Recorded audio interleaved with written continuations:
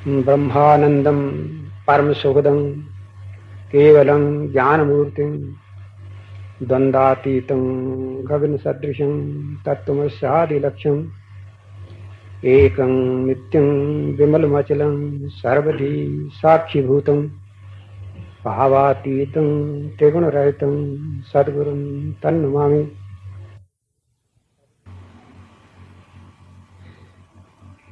हाँ जी। कारण यही शरीर हो,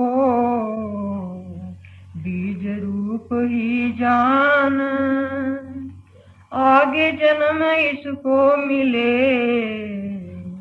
जाने चतुर सुजान। कारण यही शरीर हो, बीज रूप ही जान, आगे जन्म इसको मिले, जाने चतुर सुजान। तो कहते हैं ये जो है ये कारण शरीर है। ये ब्रह्मलोक तक कहते हैं। हाँ,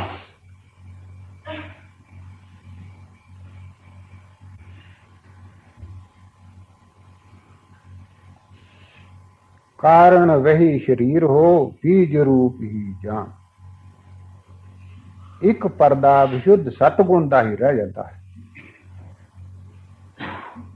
तो ये है कारण। जब सतोगुण भी दूर हो गया, जिसने इसको कारण बना रखा था, तब चला गया महाकारण में, और महाकारण ही परमात्मा है, जिससे कारण भी उसी से ही बना है। जो कारण बना है महाकारण से, वो किस तरह बनता है? जिस तरह समुद्र में से भाप उठती है, समुद्र को ही छा लेती है, समुद्र नहीं दिखाई पड़ता। तो इसी प्रकार ये मन कहो, बुद्धि कहो, चित्त कहो, अहंकार कहो, अंतःकरण कहो, ये उससे उत्पन्न होता है। और फिर जिस वक्त आत्मा परमात्मा में लीन होता है, तो ये जो मन कहो या दूसरा चीज है जिसको मैटर कहते हैं, ये उसमें इसी तरह लीन हो जाता है जिस तरह पाप जो है जिस समुद्र से पैदा हुई उसी में जाकर के लीन हो जाती है।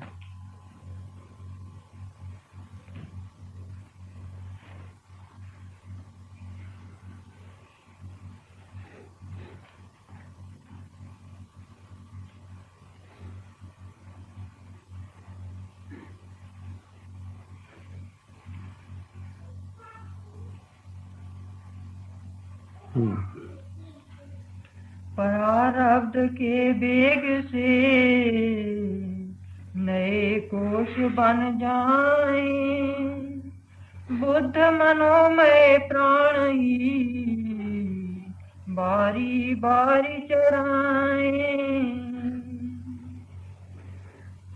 तो इसी तरह जैसे जैसे फिर जीव के कर्म होते हैं, उन कर्म के अनुसार इस बीज रूप जीव को कोश इसके ऊपर चढ़ते चले जाते हैं, जैसे जैसे किसी के कर्म होते हैं। किस शरीर तक जाना है, अन्नमय तक जाना है कि प्राणमय तक जाना है कि मनोमय तक जाना है, ये उसके कर्मों के ऊपर है। बीज वहां तक है, आनंदमय कोश तक। ऐसे सूक्ष्म शरीर को मेघों माए गिराए, मेघ हवन करे भूमि पर, भूमि से अनमाए। तो इस तरह जो रूहें ऊपर चली जाती हैं, वो हट करके फिर जब इस लोक में फिर आना होता है, तो आने के तरीके तो हैं बहुत सारे। एक यहां पर ये भी दर्ज कर दिया है कि पहले वो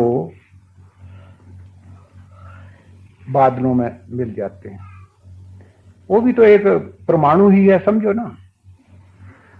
तो बादलों में मिल जाता है, बादलों से बारिश होती है तो उसी के साथ जमीन पर आ जाते हैं, जमीन पर आकर वो किसी वनस्पति में शामिल हो जाते हैं, वनस्पति में आए, वहां से फल बना कि दाने बने, कुछ भी हुआ, वहां से आदमी ने खाया, आदमी से फिर अगे स्त्री में आ गया, वहां परवेश पाई, हट करके पांचों ही कोट पहन करके फिर बाहर आ।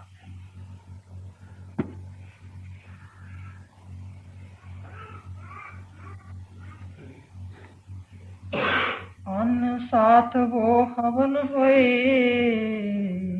पेट पिता के माही, तहाँ ते माता गर्भ में, जीव हवन हो जाही।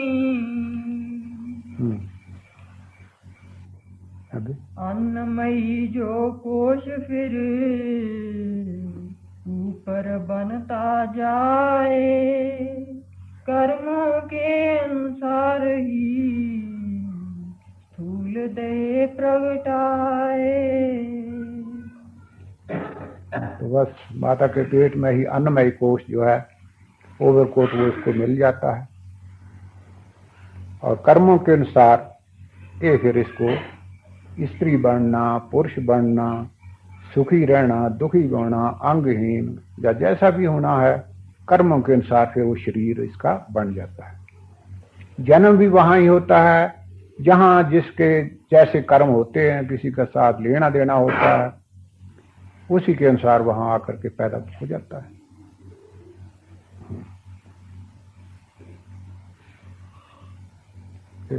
फिर जन्मे फिर भी मरे, ऐसा चक्र चलाए, पुण्य पाप करता रहे, कर्म जाल बढ़ जाए।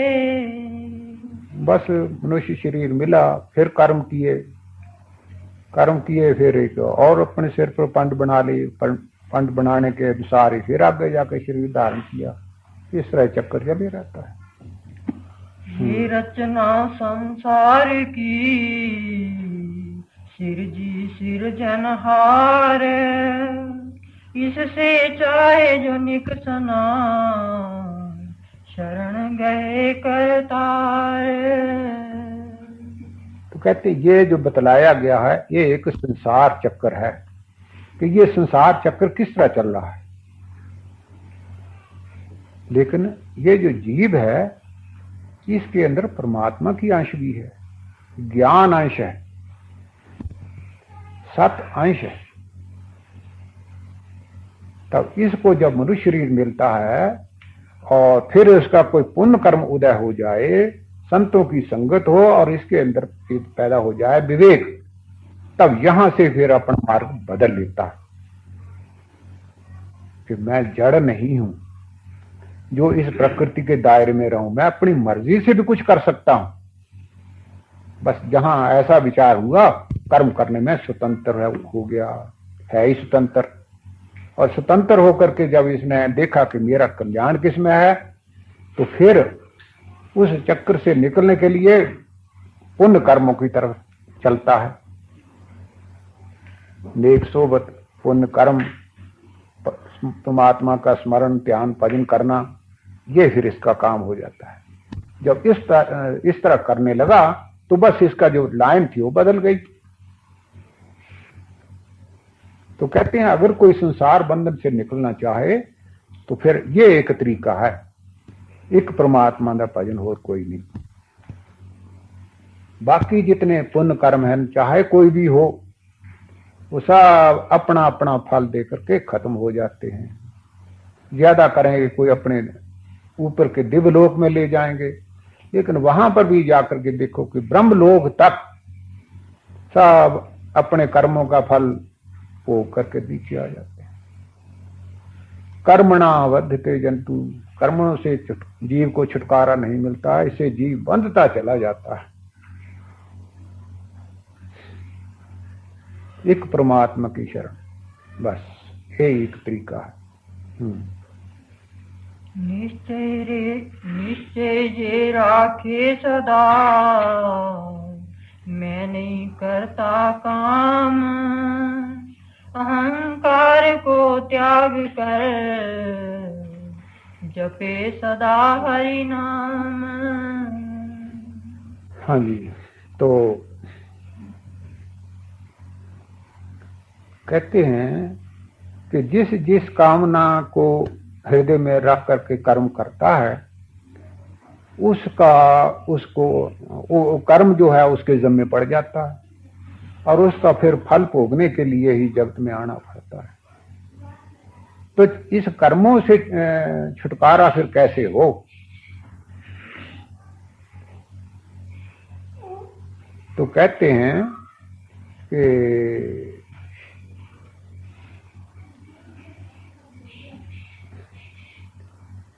मैं कर्म को करता हूं, ये जो भावना इसके अंदर है, जब तक ये रहेगी तब कर्म इसी के जिम्मे रहेगा। क्योंकि कायदा यह है कि जो कर्म करता है फल उसी को ही भोगना पड़ता है। तो ये समझ ले अपने आप में कि मैं कर्म को नहीं करता। तो इसके कुछ तरीके हैं समझने के। या तो ये समझ ले कि जिस तरह मैंने पहले बतलाया था कि ये जीव जो है, जो अपने आप को अलग समझता है, वास्तव में अलग नहीं है। इसकी हैसियत एक पीपल के पत्ते के सिवा दूसरी कुछ नहीं है। पीपल का पत्ता है, हजारों लाखों करोड़ों पत्ते उसको पीपल को लगे हुए हैं। तो कोई पत्ता अगर अपने आप को स्वतंत्र समझ ले कि मैं हूं सब कुछ, तब उसका जिम्मेवार वो।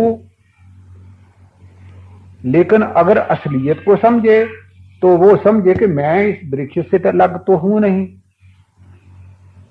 जो कुछ इस वृक्ष के अंदर है कोई मेरे अंदर है। जो पानी, मिट्टी, आग, आकाश, जो कुछ इस वृक्ष के अंदर है वही मेरे अंदर है। उसी के परमाणु मेरे अंदर आ रहे हैं, मैं उसी करके जीवित हूं। देखो, वृक्ष के जड़ों में पानी दिया जाता है, पत्ते पत्ते को पहुंच जाता है। वृक्ष की जड़ों में तेल दे दो, तेजाब डाल दो, कुछ भी हो, वो पानी लेने के काबिल नहीं रहेगा। वो जड़ों से मरने लगेगा, पत्ते भी कुमला जाएंगे। तब कैसे समझा जाए कि पीपल के पत्ते अलग हैं और उनकी हैसियत बिल्कुल दरख्त से अलग है? इसी तरह अगर आदमी समझ ले कि मैं वो जो विराट भगवान है, तो मैं भी उनका एक पत्ता हूं। ये संसार एक पीपल का वृक्ष है और जीव जो हैं ये सब उसके पत्ते हैं। तब मेरा अलग क्या हुआ भाई? जो तहरीक, जो हरकत, जो संकेत उससे होता है उसी से हो रहा है।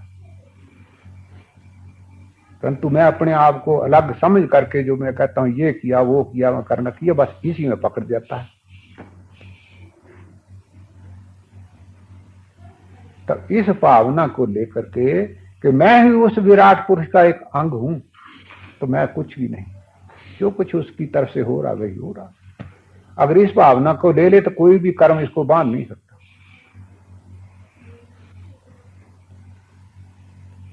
सब घट में एक तुम ही प्रेरक।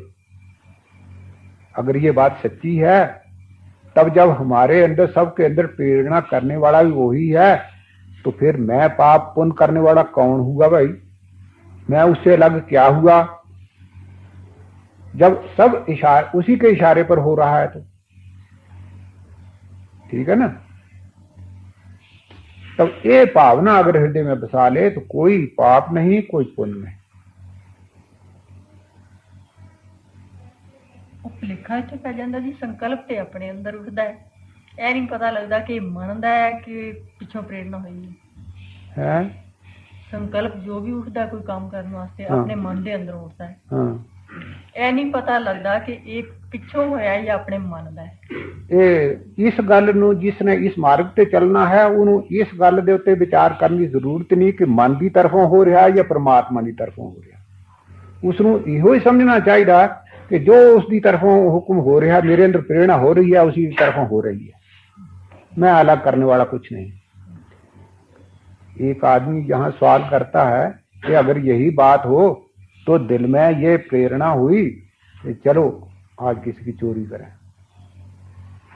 रुपया माल लूट लेकर के ले आए, तो फिर इसका क्या बनेगा? इसको क्या कहा जाएगा? अच्छा बुरा पाप पुण्य क्या कहा जाएगा? तो भाई अगर तो ये समझा है तुमने कि जो कुछ होता है बिन हुक्म न पत्ता चूले, ये इस भाव के ऊपर अटल हो तो चोरी जो कराई उसी ने कराई। फिर जिस वक्त पकड़ा जाएगा और बैंत लगेंगे तब भी उस वक्त ही समझे ये भी उसी का ही, ये भी उसी की तरफ से प्रेरणा है। कोई हर्ज नहीं, उसको कोई पाप नहीं।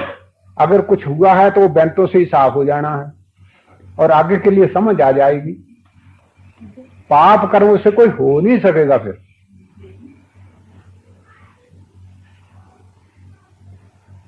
देखना चाहिए कि जीव को जो दुख मिलते हैं ये क्यों मिलते हैं? ये प्रभु की ओर से, ये इसकी भलाई के लिए हैं। बैंत पड़ते हैं तो भलाई के लिए, शरीर की अदला बदली होती है तो इसी की बेहतरी के लिए। तो जो कुछ हो रहा है सब ठीक हो रहा है और उसकी तरफ से हो रहा है। इस भावना को लेकर के चले तो पाप पुण्य को विचार करने की जरूरत ही नहीं है, वो अपने आप ही ठीक हो जाता है। कातल से जो फिर वो खून खान कराता है, कत्ल करते हैं डाकू जो है, तो उसके केयर ऑफ जो कराता है तो उसको इतनी अच्छा होती नहीं, अपने आप ही करते हैं तो उन दोनों को मिलवा देता है, कातल को भी और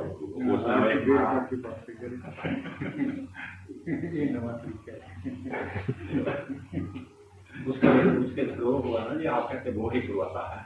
किसी आदमी ने मारा तो उसकी मारा, एक तो मर गया तो उसको भी फांसी हुई, तो दोनों को इस तरीके से जब रोया तो अपने आप भी मार करते। नहीं, इस तरफ नहीं जाना।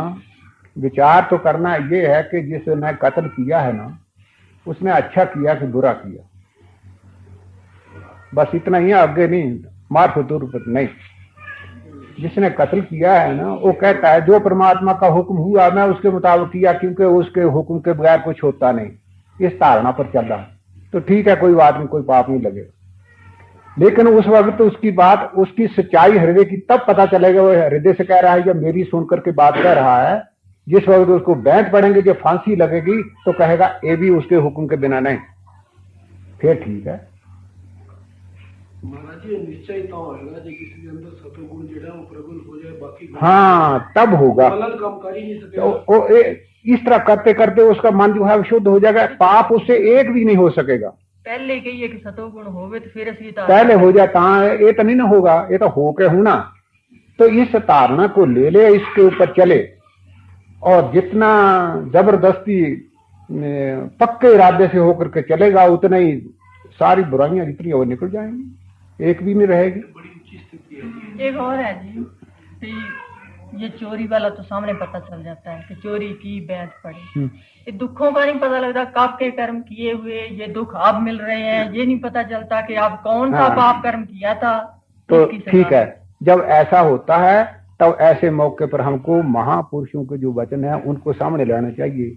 महापुरुष क्या कहते हैं कि बिना बीज के कोई दरख्त नहीं होता, हर एक चीज का बीज होता है तब आगे दरख्त बनता है। इसी तरह दुख जो है किसी वक्त के पाप कर्म का फल है, पता नहीं चलता कौन ना से ये इसको हमें करने की जरूरत, ये हमें पता है कि पाप है किसी वक्त। जब दुख हुआ तो पाप जरूर है, ये तो पता चलता है। बस इतना ही चाहिए हमें और नहीं। अच्छा ये तो हुआ एक तरीका, इस भावना को लेकर के कर्मों का नाश होता है। दूसरा क्या है? दूसरा ये है कि अपने आप को भगवान के हवाले कर दे। जब कोई आदमी किसी के पास नौकर रह जाता है ना, अगर कोई आगा पीछा करे तो नौकर को इतना नहीं कहते, मालिक को पकड़ते हैं। क्यों भाई, तेरे नौकर ने ये काम किया है। तो इस तरह भगवान का नौकर बन जाए। नौकर बन करके जितने भी कर्म हैं भगवान की आज्ञा समझ करके उनको करता चला जाए। अपने लिए, अपनी प्रसन्नता के लिए या अपने लिए कुछ ना करे। जो कुछ करे भगवान की प्रसन्नता करता चला जाए। अब ऐसी हालत में आप विचार कर सकेंगे कि अगर फिर वो किसी की चोरी करना चाहे तो नहीं कर सकेगा, वो हो नहीं सकेगी, क्योंकि उसमें भगवान की प्रसन्नता नहीं है। फिर अपने लिए कुछ नहीं कर सकेगा, चोरी करके किसी की चीज में लेकर फल तोड़ के खा लूं। क्यों भाई, इसमें भगवान की प्रसन्नता तुमने कहां से समझी? तो इस तरह उस परमात्मा का एक मुनीम समझ करके अपने आप को, या उसका सेवक समझ करके इस तरह कर्मों को करता चला जाए तो कोई भी कर्म उसके ज़म्मे नहीं पड़ता। पाप कर्म पहले कर ले तो बहुत पीछे हो गए, उसमें पीछे मिले। हाँ? पाप कर्म तो पहले कर ले, अच्छा, तो भगवान पीछे मिले। ये बुद्धि बाद में जागृत हुई, भगवान तो मिले। तो फिर उसके ਉਹਦੇ कर्मां ਦਾ ਕੀ ਹੋਇਆ? ਉਹਦੇ कर्म आहिस्ता आहिस्ता ਜਿਹੜੇ होंगे ना वो हौले हौले धोते जाएंगे। हाँ, रोने धोने से एक एक आंसू बहाने से करोड़ों पाप नष्ट हो जाते हैं। भगवान के नाम के, उसके प्रेम के आंसू किसी विरले भाग्यवान को आते हैं, ये सबको नहीं आते।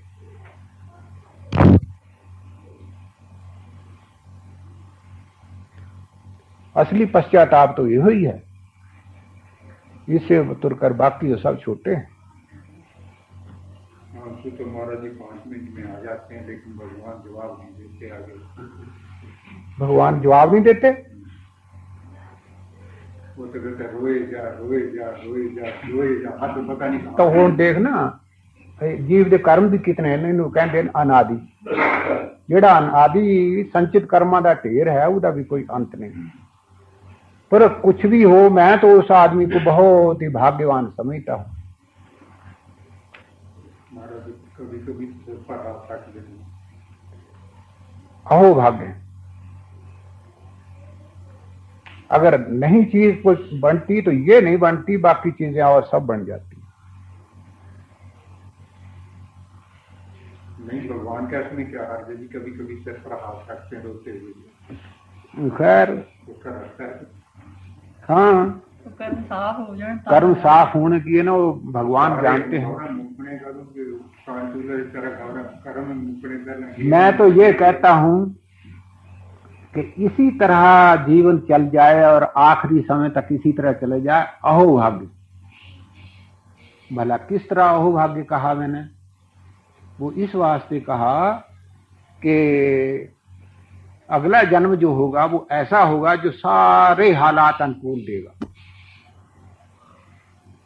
तो वो अच्छा, जिस तरह किसी आदमी को थोड़े थोड़े पैसे दे करके लखपति बनाया जाए तो उसको इतना आनंद नहीं आता। कोई पता ही नहीं लगता कि मेरा कब लख हुआ, कई सालों में जो हुआ। लेकिन अगर इसको एकदम किसी को अचानक लाख रुपए का खजाना मिल जाए तो उसको किसी की हद नहीं रहती। इस तरह है ये। महाराज जी, मैं तो क्या पद्म से हूँ कि रोते रोते मैंने अपनी जिंदगी बर्बाद कर ली, लेकिन भगवान ने कभी सिर पर हाथ नहीं रखा। भगवान ने रखा हुआ है, आपको दिखाई नहीं पड़ता, भगवान ने रखा हुआ। वो देखने वाली अभी तक आंख नहीं मिली और हाथ है। महाराज जी, इतने रोंदे रोंदे सारी उम्र बीत जाए तो उस जीवात्मा को भी पता लगेगा, वो दिन तो सारी उम्र ही जैसे भावना की गुजर जाएगी। हाँ, ये तो मैं कहना, ये उत्तम चीज है, ये सब तो उत्तम चीज है। एक बड़ा परिभाव बन गया, उसके अंदर ऐसा अच्छा भाव बना है कि उसने अगला मैदान साफ कर दिया। महाराज जी, अगला जन्म तो जो आएगा वो देखा जाएगा। इस जन्म की तो कोई इच्छा होती है ना, वो इतने इस जन्म की यही समझ ले, इतना ही समझ ले कि अगर ये अवस्था है, भगवान के नाम पर रोना आता है, तो इससे ज्यादा बढ़कर भाग्यवान कोई नहीं है। जो हाँ ना, बिल्कुल ये पक्की बात। बाकी लिमिट कोई नहीं, कोई वादे हाँ लिमिट कोई आता नहीं, है, लिमिट इसलिए कोई ये नहीं। रोना बहुत कम आता है, और दुखों के लिए आता है। महाराज जी बड़ा इस तरह का एक शेर मुझे याद है जी इसी गल पे। अच्छी बात। तेरी अख दे सिप दा इक मोती ये कर हरी चरना विच डुल जावे ओदी मेर दा कुल सागर उस एक कतरे नाल तुल जा। ठीक। तो ये डॉक्टर साहब कहते हैं अगर एक कतरा डिग्गा होगा तो जाया नहीं जाना। नहीं जाता, और नहीं जाता। तो कहते नहीं मत्था भी टेकिया तो भगवान दा ਉਹ ਮੱਥਾ ਟੇਕਿਆ ਵੀ ਵਿਅਰਥ ਨਹੀਂ ਜਾਂਦਾ। ਜਿਸ ਵਕਤ ਇੱਕ ਮੱਥਾ ਵੀ ਟੇਕਦਾ ਜ਼ਮੀਨ ਤੇ ਸਿਰ ਰੱਖ ਕੇ ਨਾ, ਤਾਂ ਜਿਤਨੀ ਪਾਪਾਂ ਦੀ ਪੰਡ ਹੁੰਦੀ ਹੈ ਉਹ ਸਾਰੀ ਜ਼ਮੀਨ ਤੇ ਜਾ ਪੈਂਦੀ ਹੈ।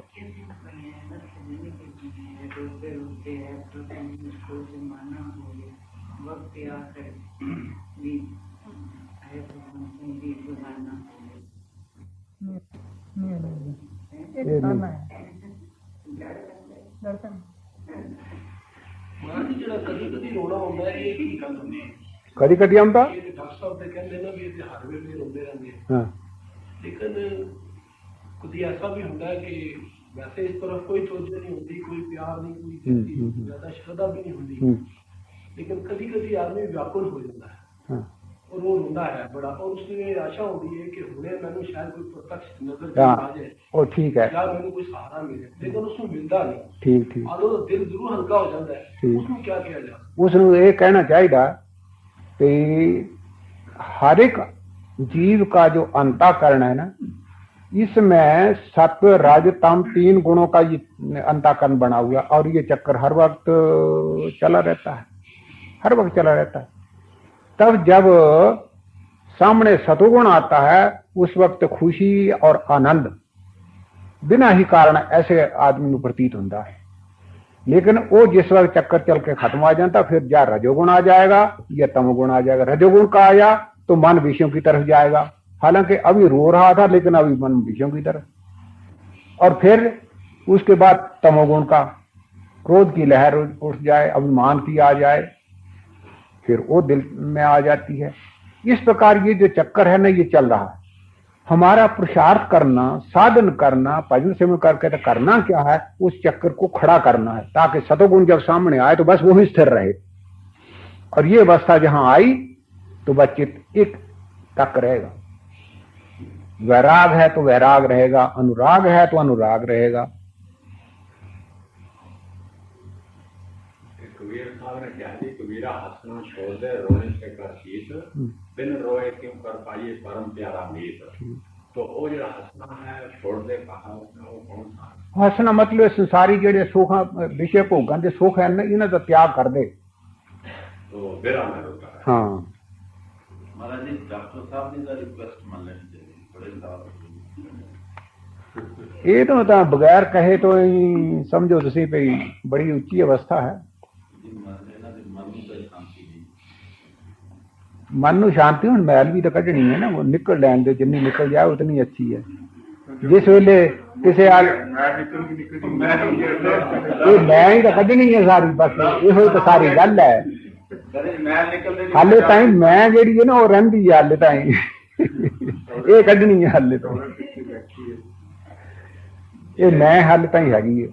डायरेक्ट कमीशन चाहते हाँ डायरेक्ट चाहते न, पर हाले कसर है कुछ।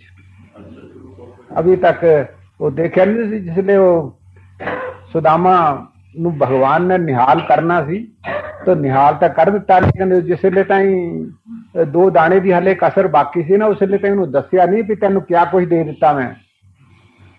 उतों निराश होकर घर आया, अगे आके देखता तो सोने के महल खड़े थे, क्या कुछ था। पिछों उन्होंने पूछा कि महाराज इतनी दूर तुहाडे पास आया हो तो जब तक घर गया कितना उहदे दिल च दुख होया होगा। फिर मैं उस सर्वसमर्थ के पास गया और कुछ भी मैनू नहीं दिता उन्होंने, इत्थे दस दिंदे तो उन्होंने खुशी ना होंदी। कहंदे 2-4 दाने की कसर थी, हाले किहड़े कसर थी? वो जिहड़े छुप छुप के दाने खाते थे, भगवान नू दाने 2 नहीं दिते, छोलियां दे दाने।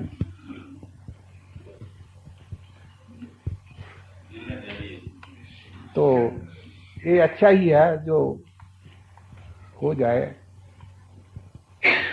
हमेशा दुखों से नहीं घबराना, आपत्तियों से नहीं घबराना, बीमारियों से नहीं घबराना, किस हौसले पर, किस धीरज रखते हुए ये कि ये जो कुछ हो रहा, मेरे रास्ते के कांटे साफ हो रहे हैं। भगवान कहते हैं कि जब मैंने किसी को अपने साथ मिलाना होता है, तब जहां जहां उसका चित्त फंसा हुआ होता है, उन पदार्थों को मैं पहले उठा लेता हूं, क्योंकि जब तक इसका चित्त उसमें लगा रहेगा तब तक मेरी तरफ आ नहीं सकेगा। अब उस वक्त जिस वक्त भगवान उठाते हैं तो उस वक्त कष्ट तो होता है, जिनको कहता मेरे बड़े प्यारे हैं, भगवान ने उनको मेरे से ले लिया, तो वो बुरा नहीं किया, वो तो उसकी रस्सियां काटी हैं। तो इन रस्सियों काटने पर दुख जरूर होता है, लेकिन ये समझ करके कि मेरा मार्ग साफ हो रहा है, तो अपना हौसला जो है वो बुलंद होना चाहिए।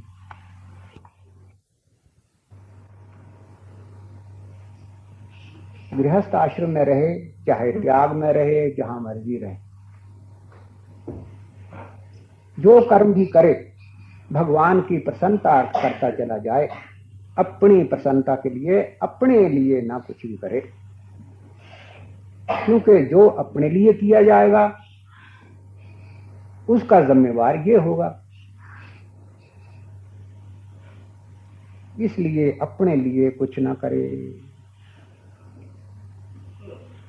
इस रीति से करे या यूं समझे कि ये मेरा कर्तव्य है, भगवान ने जो कर्म मेरे से करवाना है उसको कराने के लिए जहां मुझे खड़ा किया है वहां रह करके मैंने अपना कर्तव्य समझ करके करते चलना है। तो इस तरह भी आपका भाव नहीं रहता। इस तरह करते करते आपा भाव, मैंपना जो है वो स्वयं में भी नष्ट हो जाता है।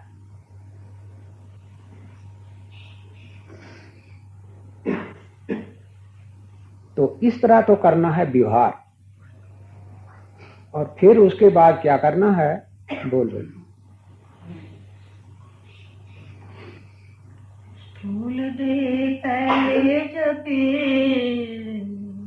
प्राण कोश फिर जाप,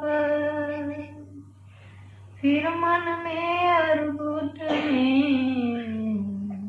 सतगुरु के प्रताप। ये फिर भजन करने की युक्ति बतलाई, परमात्मा के नजदीक होने का तरीका बताया है।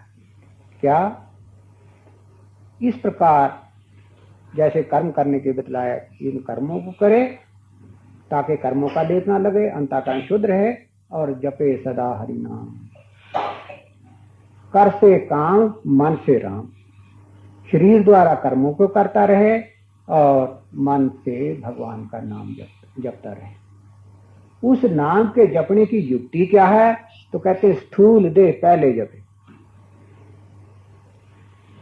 शुरू में वाणी द्वारा जप करे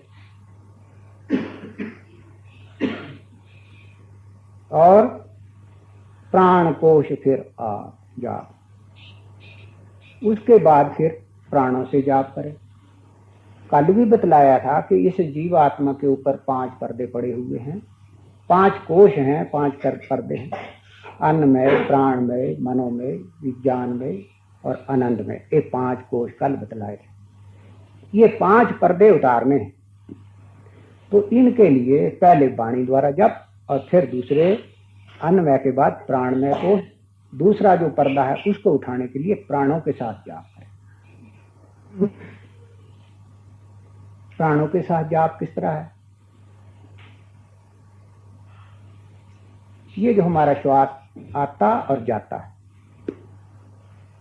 ये क्या है, ये वायु है, बाहर से अंदर जाती है और अंदर से फेफड़े उसको बाहर धकेलते हैं, ये हवा है। परंतु इस हवा को अंदर कौन ले जाता है और बाहर इसको कौन फेंकता है, वो है प्राण। जो प्राणमय कोश है ये कर्म वो करता है, क्या करता है, हमारे अंदर जो फेफड़े हैं लोहार की धौंकनी की तरह है, उसके ऊपर दबाव डालते हैं। लोहार की धौंकनी के ऊपर जब हाथ रखा जाता है तो उसमें से हवा बाहर निकलती है। तो इसी तरह प्राण जब हमारे फेफड़ों पर दबाव डालता है तो हमारा श्वास बाहर जाता है, और वो प्राण ऊपर उठता है तो फेफड़े खुल जाते हैं, बाहर की हवा अंदर जाती है। बस ये जो मशीन है इस तरह चलती रहती है, परंतु इसको दबाने वाला, चलाने वाला जो है वो प्राण है, और वो है हमारा सूक्ष्म शरीर। उस प्राण को पकड़ना है, परंतु वो इतना सूक्ष्म है कि वो आदमी की समझ में नहीं आता। तो उसकी युक्ति क्या है? युक्ति यही कि जो जाप तुम करते हो उसको इन श्वासों के साथ लगा दो। श्वास आता है और जाता है, उसी के साथ अपने नाम का जो जाप है उसके साथ लगा दो, आने और जाने के साथ। और जहां इसके साथ लग गया तो कुछ समय अभ्यास करते करते उस सूक्ष्म प्राण का भी बोध होगा कि पीछे इसको कोई चलाने वाली चीज और है। उस वक्त उसका बोध उस वक्त होता है जब ये स्थूल श्वास जो हमारे अंदर आता और जाता है ये बहुत ही सूक्ष्म हो जाता है। आप जाप करके देखें इस तरीके से तो आपको पता चलेगा कि श्वास हमारा जो आ जा रहा है इमदूम नहीं हो रहा। एक छोटे से पॉइंट से उठता है और वहां ही शांत हो जाता है, उठता है और वहां ही शांत हो जाता है। जितना मन ज्यादा चंचल होगा श्वास तेजी के साथ आवेगा और जावेगा, आपको सुनाई देगा, देखने में आवेगा। लेकिन जहां मन शांत होता गया, जाप करता गया, ये श्वास है बिल्कुल मंद हो जाएगा, और एक वक्त आएगा जो एक सेंटर के ऊपर ही स्थिर मालूम होगा। उस वक्त प्राणों का बोध होगा। क्यों? इस स्थूल श्वास के साथ ही बंधा हुआ वो है। जहां ये खत्म हुआ स्थूल श्वास और प्राण आया, बस जिस वक्त प्राण को पकड़ लिया तो मन स्थिर हो गया। तो इतना काम जो है ये केवल मात्र जाप से होता है।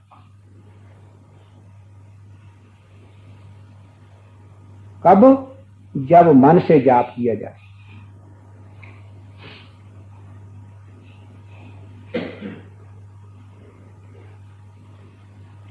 फिर मन में और बुद्धि में सतगुरु के प्रताप। इसके बाद फिर तीसरी पौड़ी या तीसरी जो मंजिल है वो बुद्धि द्वारा समझने वाली, अर्थात उसमें फिर जाप नहीं किया जाता, उसको केवल मात्र आते जाते श्वास को देखते रहना होता है। मन से काम नहीं लेना। मन स्मरण करता था, लेकिन बुद्धि जो है इसने सिर्फ ज्ञान से ही काम लेना है, अर्थात देखते रहना क्या हो रहा है। मालूम होगा कि कोई चीज आ रही है, कोई जा रही है। एक तार है जो आ रही है और इस श्वास को बाहर फेंक रही है या दबाव डाल रही है। इस बात का सिर्फ बुद्धि से ही बोध होगा, जाप की यहां जरूरत नहीं।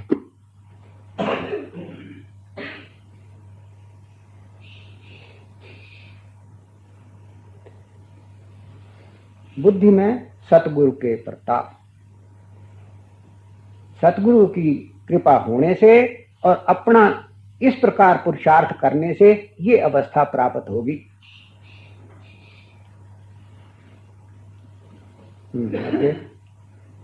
चार कोश में सो रहे जागे आनंद माई, आत्म रूप जाने तभी कर्म न ताने बंधाई। चार कोश में सो रहे जागे आनंद माए। अन्नमय कोश, प्राणमय कोश, मनोमय कोश और बुद्धमय कोश, ये 4 कोश थे। तो यहाँ वो जिस तरीके से बतलाया उस प्रकार जाप करने से बुद्धमय या ज्ञानमय कोश तक पहुंच जाता है। उस अवस्था में जाकर के क्या होता है, मन बिल्कुल सेंटर के ऊपर स्थिर हो जाता है। श्वास का जो आना जाना है वो बंद हो जाता है, मन स्थिर हो जाता है। ये चौथी मंजिल में जाकर के होता है। हाँ, ज्ञान में। तो ज्ञान में के कोश में को तय करने के लिए क्या युक्ति बतलाई कि वहां जाप नहीं होता, केवल मात्र उसको स्मरण रखना है कि जो चीज अंदर हिलोर हो रही है उसको देखते रहना। उस हिलोर में क्या होगा, जो तुम जाप कर रहे थे वो ही सुनाई देगा। सुरत और मृत, ये 2 ताकतें हर एक आदमी को मिली हुई। मृत वो ताकत है जो देखने वाली है, सुरत वो ताकत है जो सुनने वाली है। तब जो जाप तुम कर रहे थे उस शांत अवस्था में जाकर के सुनोगे तो मालूम होगा कि वो ही जाप कर रहा है, वो ही जाप हो रहा है। तब मन की स्थिरता हो जाएगी। और ये अवस्था कहाँ होती है, जो इड़ा, पिंगला और सुषुम्ना 3 द्वार हैं, रजोगुण, तमोगुण और सतोगुण। ये जो तीनों गुण या 3 नाड़ियां हैं, उनमें से वो जो सतोगुण का मार्ग है, मध्य बिंदु है, वहां जाकर के तो मन स्थिर हो जाता है।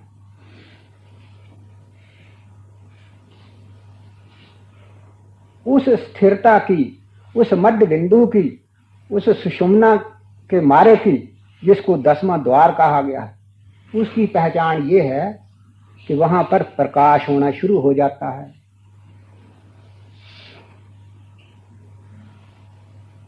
मन में जब स्थिरता आई तो प्रकाश आ जाता है। लेकिन वो जो प्रकाश है वो इस तरह के प्रकाश का नहीं जैसे सूरज का है। सूरज का है या रोशनी अग्नि का है, किसी चीज का नहीं, वो दिव्य प्रकाश है।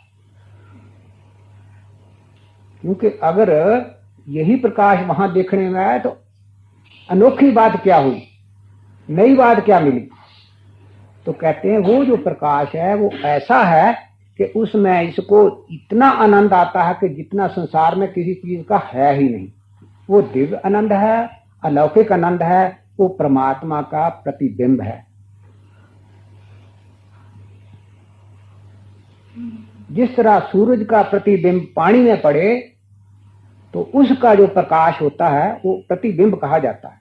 इसी तरह अंतःकरण में जिस वक्त इस प्रकार वहां पहुंच जाता है विशुद्ध सतगुण में, वहां पर इसकी स्थिरता हो जाती है चित्त की, तो परमात्मा का प्रकाश उसमें पड़ता है और इसको आनंद आने लगता है। बस जहां वो आनंद आया तो दुनिया के आनंद उतने ही फीके पड़ने लग जाते हैं।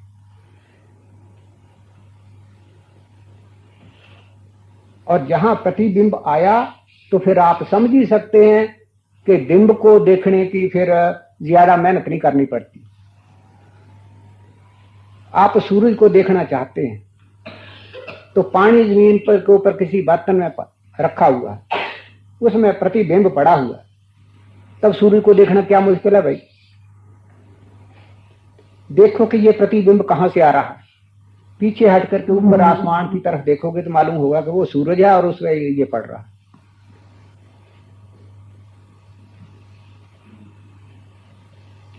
तो वो जो आनंद प्रतीत होता है उसको कहते हैं चिदाभास, चेतन का प्रकाश, चेतन का प्रतिबिंब। वो है प्रतिबिंब और वो है बिंब। बिंब को पकड़ करके, प्रतिबिंब को पकड़ करके बिंब को पकड़ लेते हैं। ये है परमात्मा को मिलने का तरीका।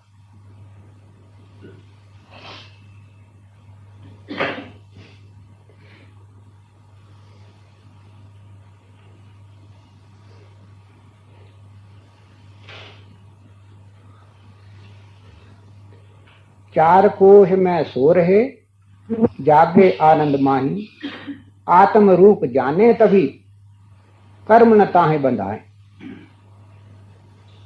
जिस वक्त वहां पहुंच गए तो फिर जो थोड़ी बहुत कर्मों में लेस थी भी वो भी छूट जाती है। वहां पर असलियत का बोध हो जाता है, वहां पर सब प्रकार का ज्ञान जो है वहां हो जाता है। वहां फिर किसी से पूछने की, ग्रंथ पोथियां पढ़ने की आवश्यकता नहीं। जो जानना है आपसे आप जाना जाता है। उस ज्ञान स्वरूप परमात्मा के संबंध होते ही सब कुछ आपसे आप मालूम हो जाता है। महाराज जी छोटी अर्ज है कि पहला स्थूल जाप करके तो थोड़ी देर करने के बाद फिर प्राणा के नाल जाप होना चाहिए। असल बात तो ये है कि जाप इतना होना चाहिए कि शरीर थक जाए।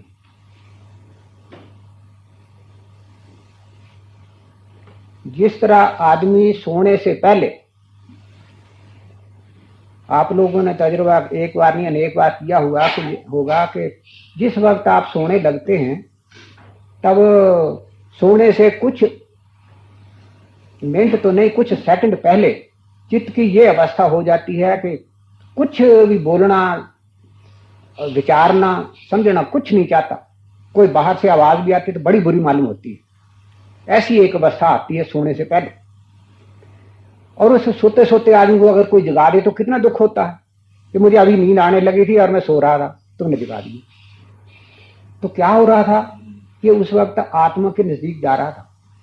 आत्मा के नजदीक ये जीव तभी जाता है जब इसके संकल्प विकल्प बंद होते हैं। तो नेचुरली जिस वक्त नींद आने लगती है संकल्प विकल्प बंद होते ही है। तो संकल्प विकल्प होने पर अगर तो इसको गुरु से मार्ग मिला है तब तो अपना मार्ग पकड़ेगा, नहीं तो दोनों ही मार्ग इकट्ठे जाते हैं। एक जाता है अपने धाम को 10वें द्वार की तरफ और दूसरा जाता है अज्ञानता, जहां जाकर के इसने आराम करना अपनी कोशिश। वो दूसरी में चला जाता है, नतीजा है अंधकार में चला जाता है। अगर होशो हवास में जाए तो प्रकाश वाले मार्ग में चला जाए। तो इस प्रकार की अवस्था आदमी को जाप करके हो जानी चाहिए। अगर इतना जाप हो जाए तब फिर वो दूसरी अवस्था आती है, फिर मन से होता है। मन के बाद फिर बुद्धि से, बुद्धि से नेत्रों द्वारा तो देखते जाना जो गुरु ने निशाना बताया, और बुद्धि द्वारा उसको समझते जाना है मैं क्या कह रहा हूं, किसको देख रहा हूं। जाप करने की जरूरत नहीं सर। जाप किसी हद तक काम देता है, आगे जाकर जाप जो है साथ नहीं जाता। जाप के बाद फिर रूप रह जाता है, रूप साथ जाता है। रूप जो है इसको ले आने वाली नृत्य है, और जो उपदेश है उसको साथ ले जाने की जरूरत नहीं, वो सुरत ले जाती है। वो जहां जाता है वही सुनाई देता है उसे।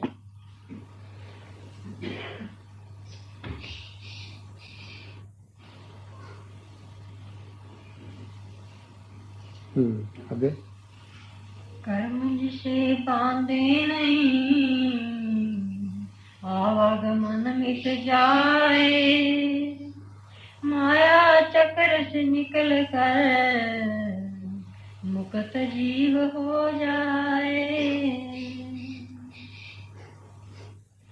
बतलाया था इड़ा, पिंगला और सुषुम्ना ये 3 द्वार हैं।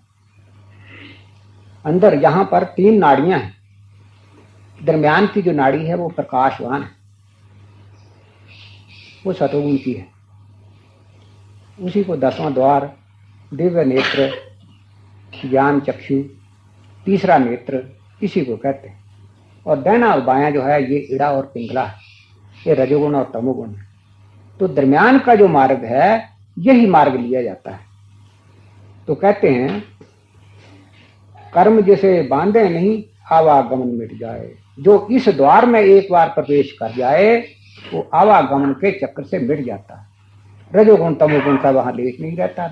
रजोगुण जो तमोगुण है यही इसको जग में लाने उस मार्ग पर पड़ जाता है जहां रजोगुण तमोगुण है ही नहीं। माया चक्र से निकलकर मुक्त जीव हो जाएंगे। ये तीनों गुणों का जो जाल था बना हुआ उससे छुट्टी पा जाता है। माया का जाल क्या है? यही सत्व रज तम तीनों गुण। ये 3 गुणों से छुट्टी पा जाता है। परंतु रजोगुण और तमोगुण 2 तो हुए, सतगुण क्या? तो सतोगुण ये जो है ये भी माया का ही है।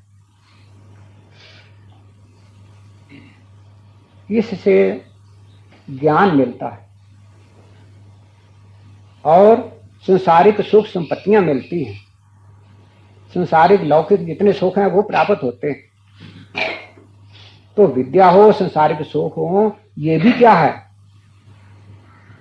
अगर ये परमार्थ की तरफ इनका झुकाव नहीं होता तो ये संसारिक सुख, संसारिक विद्या जो है यही इसको अधोगति को तरफ ले जाने वाली है।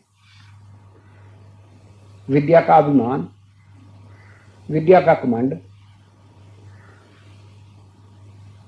केवल मात्र विद्या से कुछ नहीं होता। कितने कितने विद्वान, लेकिन उनके विद्वत्ता की तरफ देखो और दूसरी तरफ उनके आचरण की तरफ देखो, आप ही पता लग जाएगा कि उनको क्या फायदा पहुंचा उस विद्या से। है विद्या तू बड़ी अविद्या, तै संतन की कदर न जानी। जो विद्या इस तरफ आदमी के मन का झुकाव इस तरफ नहीं करती, उसके अंदर जो विद्या है वो विद्या नहीं, अविद्या है।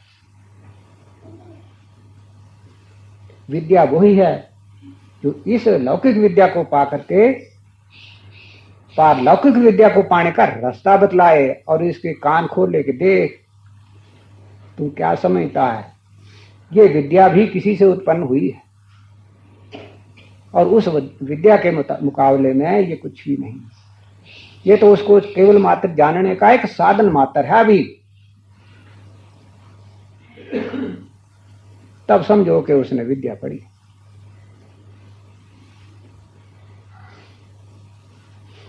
माया चक्र से निकलकर मुक्त जीव हो जाए तो जब इस द्वार में प्रवेश कर जाए तब ये संसार बंधन से मुक्त हो जाता है।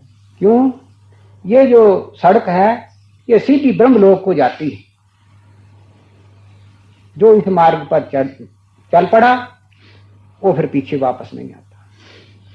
यद गत्वा न निवर्तन्ते तद्धाम परमम्। अर्जुन, मेरा वो धाम है जहां से गए हुए जी फिर वापस नहीं आते। तो ये मार्ग है जिसको 10वां द्वार कहते हैं। सतलोक में पहुँच कर परम ब्रह्म के धाम, अनंत आनंद में मस्त हो चेतन आत्म राम। तो फिर उस बिंब को पकड़कर, उस प्रतिबिंब को पकड़कर, जिसका ये बिंब है उसी को परम धाम कहते हैं, सतलोक कहते हैं। वही इसका अपना स्थान है। वही समुद्र है जिसकी ये जीवात्मा एक बूंद है। वहां पहुंच जाता है, वहां पहुंच करके फिर समुद्र में गया हुआ कतरा वापस कहाँ ही आता है। तो जो जो उस मार्ग पर गए हैं कहते हैं उस समुद्र में जाकर के लीन हो गए हैं, समुद्र रूप हो गए हैं। इस अवस्था में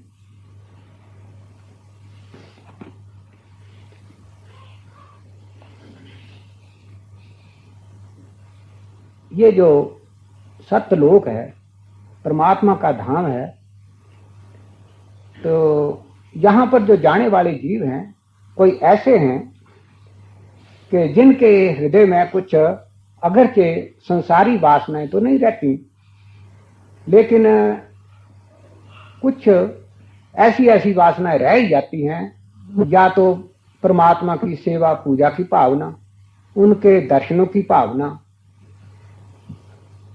या उस लोक में जाकर वहां की स्वतंत्रता का आनंद लेने की भावना, या कुछ ऐसी होती है कि हम जीवों का कल्याण करें। ऐसी कुछ शुद्ध नेक भावनाएं उन महापुरुषों के हृदय में रह जाती हैं। तो वो उस धाम में पहुंच तो जाते हैं परंतु उस प्रभु में जाकर के लीन नहीं होते। उनकी हस्ती बनी रहती है वहां जाकर के।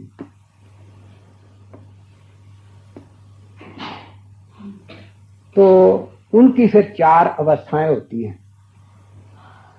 सालोक्य, सामीप्य, सारूप्य और सायुज्य, ये जो 4 प्रकार की मुक्तियां हैं, ये उन महापुरुषों के वहां जाने पर जैसी जैसी उनकी वासना होती उनके अनुसार उनको वो मुक्ति या वो अवस्था उनको प्राप्त होती है।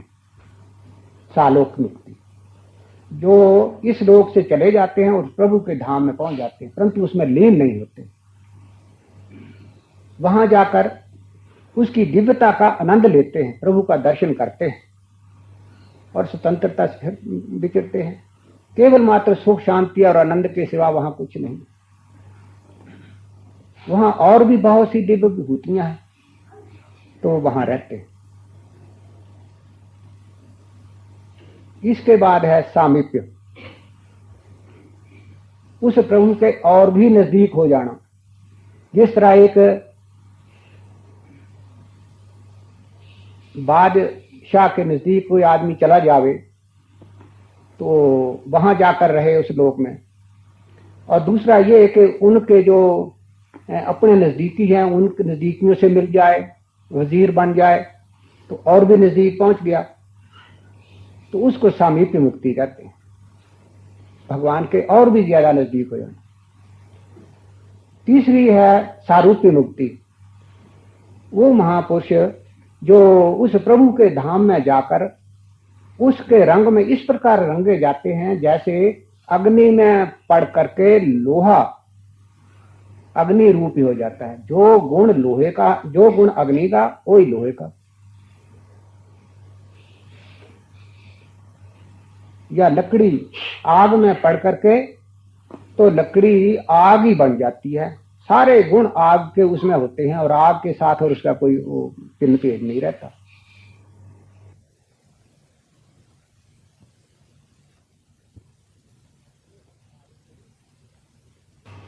ये है सारूप्य मुक्ति, उसी रूप का हो जाना जिस रूप की वो चीज है। इसके बाद है सायुज्य मुक्ति। सायुज्य मुक्ति उसे कहते हैं जिस तरह पानी की बूंद समुद्र में मिल जाए, उसी का रूप हो जाए, उसी के साथ जुड़ करके वही हो जाए, तो ये सायुज्य मुक्ति। इस सायुज्य मुक्ति को जो प्राप्त हो जाते हैं फिर वो प्रभु से अलग नहीं होते, वो प्रभु रूप ही हो जाते हैं, प्रभु ही रहते हैं बस।